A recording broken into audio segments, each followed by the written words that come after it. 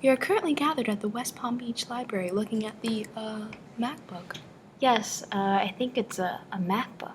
A MacBook Pro, I believe. You see, I always thought it was a PC. No, it's a MacBook Pro. I pulled up this image, this overwhelmingly beautiful painting by Gustave Moreau.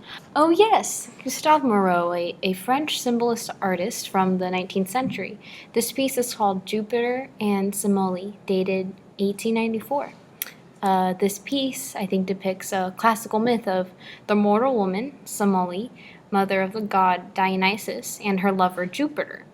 Now, Jupiter, the king of the gods, he's already married to Juno, correct? Which is Roman. Oh, a Roman myth? Yeah. Right. Well, Juno, Jupiter's wife, asked Semele to request for Jupiter to appear in his divine light, in his godlike form. This overwhelming experience was too much for Semele to handle. Yes, it was overwhelming for a mortal. The thunder, the lightning, it killed her. I thought it was pronounced Semele. No, it's pronounced Semele, right? Absolutely.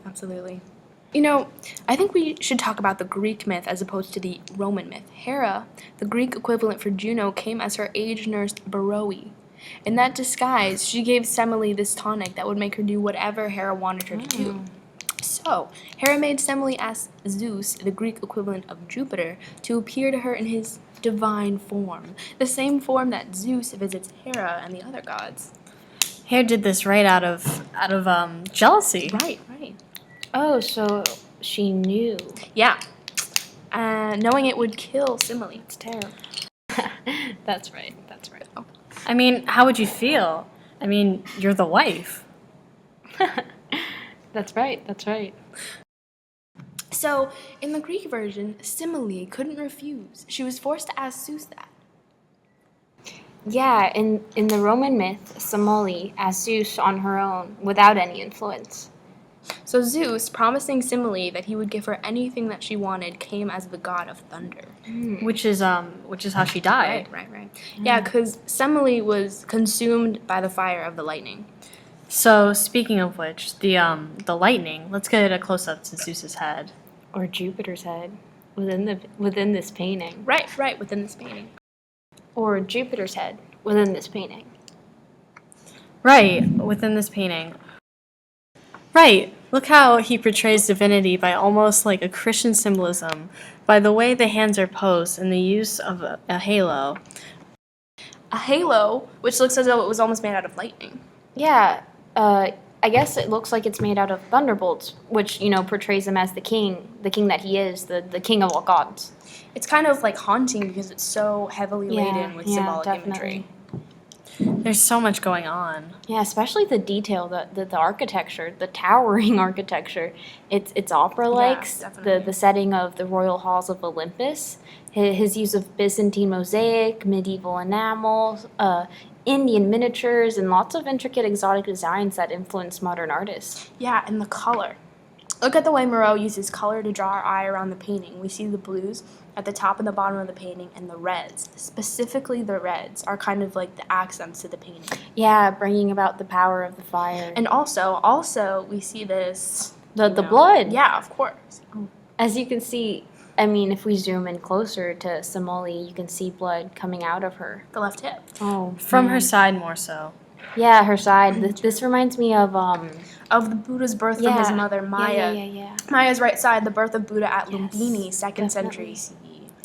So we are seeing some Oriental influences from that, but mainly Moreau based the composition on his copies of the Northern Renaissance altarpiece, taking the symmetrical composition, the attendant figures, and the elaborate throne. Definitely. So basically, it's like hierarchic scale, right? Yeah. Symmetry, balance, precision, decoration is derived from the early Renaissance. Okay, so it appears that this angel has come from her side, but it's actually her unborn son, Dionysus. It's tragic and ironic how this piece depicts life, with the birth of Dionysus and death. the death of his mom, Semele. And in one painting. Wow. Especially Dionysus. I mean, he looks as if he's fleeing. He can't even look. But we know that the other images of Dionysus, that he revenges his mother's death. Yes. Yeah, and while everyone looks like they're in turmoil in this painting, there's Jupiter, who's represented really conventionally seated in majesty, as they call it. Yes. With bloodied Semele on his right side, and basically in majesty, if we go into that a little bit, was a Western Christian image of Christ seated on a throne as ruler of the world. He was always seen frontally and in the center composition, which he is here, and he's often flanked by other sacred figures whose loyalty towards him tends to change according to context. If we look more at the figures around this painting, Yeah, there are really a ton of figures in this painting. Absolutely. yeah, there is. I mean, Jupiter's attribute, the eagle, is posed below the throne. The guy directly below the eagle is Pan. The most famous divinity from Earth, And the two figures besides Pan represent death represented with a sword and an hourglass. and suffering. Yeah, with the crown of thorns. Exactly. These three figures stand for human life. Yes, and Jupiter was actually based on several sources. Antique frescoes and an antique bronze Moreau owned, I believe, yes. Ingress picture of Jupiter and Thetis in his own watercolor Jupiter and the thunderbolts, right? Yeah.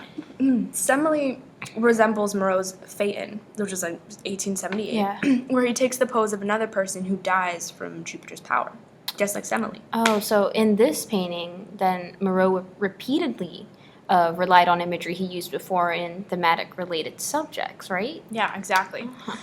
Now, looking at other figures, these planetary bodies coming from the dark background, these are all divinities of death, ruled by yes, exactly. Hecate, which is the goddess of moon and darkness. Okay.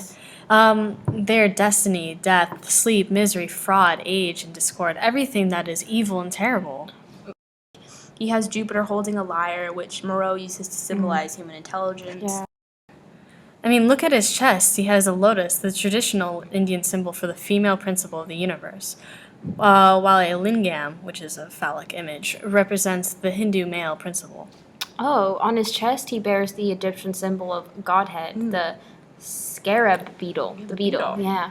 It's a little foot rests on the snake, which appears to be biting his own tail. A symbol of eternity. Yeah. And Semele, because she's a woman, represents sensual temptation. I see. Yeah.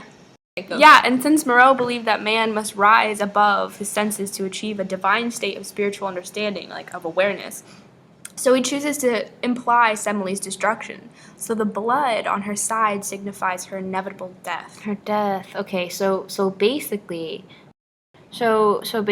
the painting is Moreau's final statement of the problem dealt with in all of his previous painting, Right. which he called the Great Mystery.